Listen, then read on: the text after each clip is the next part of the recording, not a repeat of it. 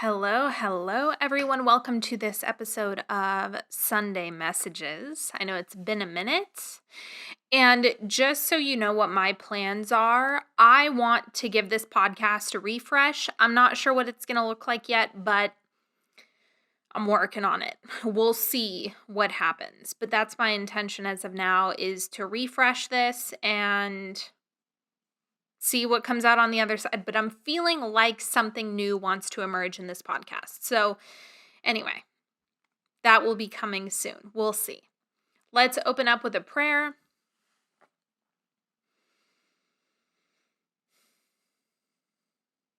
I am in full agreement for everyone listening to this to feel confident expectation of their desires being met and for you to feel into absolute harmonics with your desire so you collapse the time around that experience.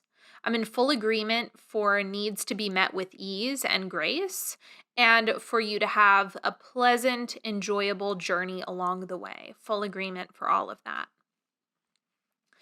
Now, I have an advice column today, so let's see what's going on. This is anonymous. It says, "Hi, Sydney. I would love to hear your perspective on animal companions and grief, specifically anticipatory grief. I have a dog who truly feels like a soulmate to me, and the amount of love I have for him is so intense it physically hurts. He is 15 and is slowing down, and although he is doing okay for his age right now, I can't help but feel a ticking clock breathing down my neck all the time. I feel like I'm in constant dread and anticipation of this grief I know is coming my way. I'm so scared of the inevitable day he leaves, and the grief is already so intense, it feels like it's going to kill me when it actually happens. I don't know how I'm going to live without him. I don't want to waste time we have left focusing on something that hasn't happened yet, but it's really challenging to keep my brain from going there. I know you've experienced the loss of a beloved animal companion, so I'd love any wisdom you have to share on this. Thank you." My attitude towards grief and death in all things is the best thing that you can do while you're alive and embodied is start to understand the non-physical relationship that you have with people and with animals and whatever. Because the thing is, relationships don't end. Though that part, the presence of a soul never ends. That's eternal. That exists forever. So every time I have a memory of Maynard, or every time because when I go into the bathroom, I can see this place where he used to rub his face. That is a continuation of the relationship. And what I've found that I've been really good at, and one of the things that I would recommend everyone do, is start to understand that when you're thinking about someone or an animal, when you're having a memory, when you are at work and you're thinking about your animal at home, that's a relationship. That's the presence of. So it doesn't stop. So even though there's a physical graduation, there's a point in time where you don't want to be embodied anymore. And that's also true for animals. That's not just true for humans, but we kind of want to move on. There's other stuff that we want to do. So the painful part, and I tell people this all the time, your physical body is what has a hard time with grief. So when you're anticipating grief and you're imagining your dog not being here, that's not true from a non-physical perspective. That's only true from a physical body standpoint. Right? So it's just about differentiating those two things. And if you can remind yourself, it's not necessarily going to be easy to do this. It's straight up. Like the death sucks because of the physical body connection. That's the shitty part. That's what hurts so bad. It's the body going into shock, the body having to catch up with what the soul already knows. And we talked about this A couple weeks ago, I did an episode on grief, and the same thing applies. Whether you're bringing in a relationship that isn't here yet, so this could be welcoming an extension to your family, welcoming a new partner, welcoming a child. That is all, at first, a relationship that you cannot physically experience. Then you spend some time in a physical, tangible relationship, right, where you can feel each other. And then the relationship continues to exist beyond that. And what you want to start developing is a strong, pleasant relationship from a non-physical standpoint. And I think this changes the game for everyone, whether you're manifesting or whether you are moving into the next stage of the relationship. So what I want to remind you is that it's not that your relationship is going to end, because it won't. It's just a different stage. It's a different type of relationship that is your relationship is going to evolve. And so when you're thinking about it, I kind of want you to shift away from absence and shift into curiosity. And so if you can start practicing this now, this will soften the freaking out that might be happening right now, where you can just say, how can I enhance the relationship more when my dog is at home and I'm at work or I'm out of the house or at the grocery store, whatever. Start small and start recognizing that even if your dog is not sitting in front of you, the relationship still exists. Just acknowledging that and being curious about that and loving that. If you can get there, then once you move through the grief, because you will survive the grief. It will suck. And then you'll move through it. And then the relationship will enter that new stage where the memories, the thoughts, the connection, the presence will still be there. And it will be there consistently.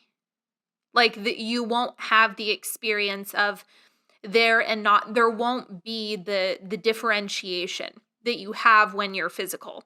So it's about sculpting out and getting more comfortable with the other dimension of your relationship. That will help for sure. And understanding that it's forever available. It's eternal. It doesn't stop. Relationships never, ever, ever stop. They're permanent. Trust me, they are permanent. And so if you can find some comfort, or not even comfort, but confidence around that, that will help. That will help the proactive part. When death occurs, your body is going to do what your body is going to do. And that's okay. You just have to soothe yourself, be tender with yourself, give yourself what you need as best as you can. But the confidence that you develop around when you are out and about and you're thinking about your dog and you're thinking, maybe you have a positive thought. Go, oh, I did it. And acknowledge the fact that you did it. And celebrate the fact where you're like, oh, I had that positive thought. Maybe I got excited about going on a walk later, or I got excited about giving my dog a treat later, or whatever. This little teeny tiny good memory or good thought. Celebrate, celebrate, celebrate every time you do that, because that's the work. And that is what will extend into the next stage of your relationship. It's just evolution. You don't have to be afraid of the evolution. You're afraid of the physical experience. Because that's the part that hurts. When you think about it, physical body is the densest. And so the emotions are the densest around this. And so that's the part that scares people. But when you zoom out a little bit more, or a lot more, it will change your perspective. This is a perspective issue more than anything else. The physical body will heal. The physical body will catch up, and you will make it through that for sure. It's your perception of what the evolved relationship will be like is what's scaring you. But if I can convince you, or at least I'm hoping to convince you or soothe you that your relationship will continue, and at a certain point it's not going to be painful in the way it is when it's immediate, and instead it's going to be like, there you are, I can feel you right now, there you are, there you are, there you are. Like that level of connection is what's sustained over time. So that is my best piece of advice that I can give you. I hope that helps truly. And is there anything else I want to add? Trust yourself. Trust yourself. If you are following my work and you're into energetics on any level, right, which you are because you're following my work. So trust yourself in this experience and in this relationship. That's what it is. And trust your dog too. Trust him in his experience. Trust that he has things that he wants to do. And there's things that he can provide you from a different vantage point that he can't provide you while he's in a physical body either. You know? So you've got to trust yourself, and you've got to trust him, right? Yeah. So that's what I have for you. I hope that helps. The grief goes, it changes. I promise.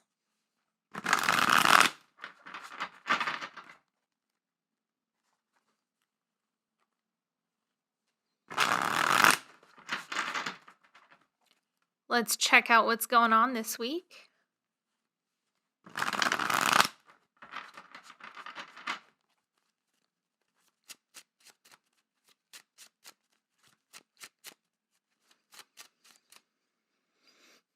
Really quickly, one of the things that I want to let you know that I've been doing these inner dialogue videos, and they have been a smash hit. They're available on my YouTube. They're shorter on my YouTube, so I can fit them in a YouTube short, but they're on my Instagram, they're on my TikTok. If you like inner dialogue, like just a streamlined rampage of affirmations and good things, people have been loving them, and I love doing them. So if you want to check those out and you're a podcast listener only, or maybe you're just watching my podcast on YouTube and you like that, go check those out. Seriously. They're awesome.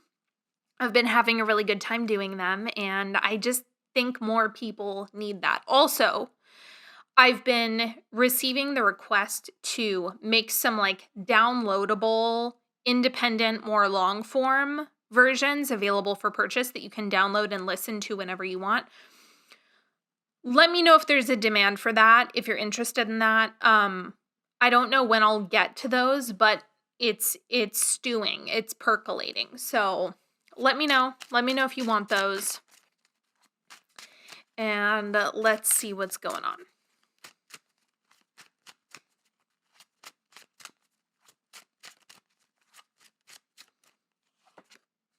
Ace of Coins. What next? Queen of Swords. And then what else? One more.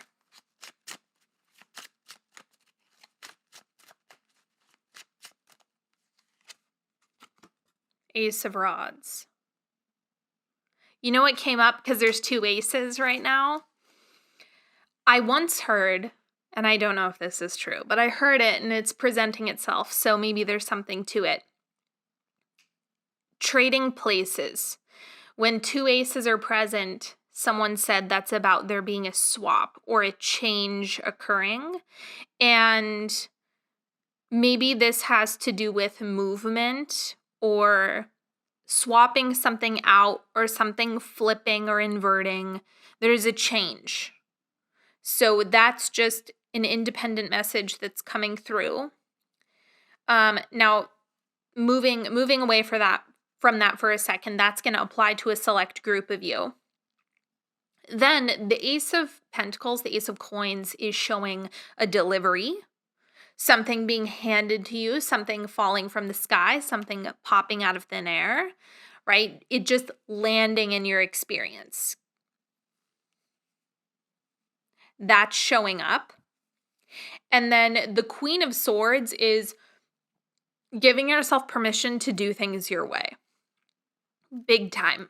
Like, do not worry about needing to operate within the rules. Let yourself to play fast and loose. Let yourself roll with what you want to do. Don't worry about doing it the right way. Worry about doing it in a way that feels like it's within your integrity. It feels really good to you and it's something you desire to do, and that's going to give you better results. And then the Ace of Rods is about confidence, I'm getting. In this reading, it's showing up as you've got it. You can do this. It's really a powerful energy of you've got it, you've got it, you've got it, you've got it. So let yourself feel into that. Let yourself go there and just move forward as if. You know, people say that, like, act as if. And I think that that's going to be really important for you this week, is like, act as if. If you had it, how would you be talking to yourself? What story would you be telling? How, you know, some people like to take it from more of an embodiment perspective, like, how would I walk? How would I move? How would I dress myself in the morning? I'm not as into that, but it's a method that's available to you. I'm more of an inner dialogue kind of gal. I'm more about storytelling and the imagination pieces. But regardless, you want to assume you've got it. It's there. It's available. You've got this. You've got it, you've got it, you've got it. Assume the best outcome. Assume you get everything that you want. Assume it's already done. Just assume. Assume in the direction of your desire, and it's going to be a game changer for you this week. So make that your practice. Now, what else? Astral Playground. We are focusing on limitless luxury this week. I'm really excited for that. Astral Playground, smash hit. Everyone loves it. Go check out the testimonials. It's so much fun, and I'm fully going to be delivering more and more variety. There's no shortage of things that I can guide you through imagination-wise, and I'm really excited for the coming months and the stuff that I have coming up soon. And we are just having a great time. So if you want to check that out, it's $30 a month. You get to access the whole library of all the calls that we've done before and all of the previous sessions, and it's so good. It's so good. It's so much fun. It's so refreshing. And yeah, that's what I have for you today. Thank you so much for hanging out with me. I appreciate you all, and I will see you all next time. Have a good one, everybody.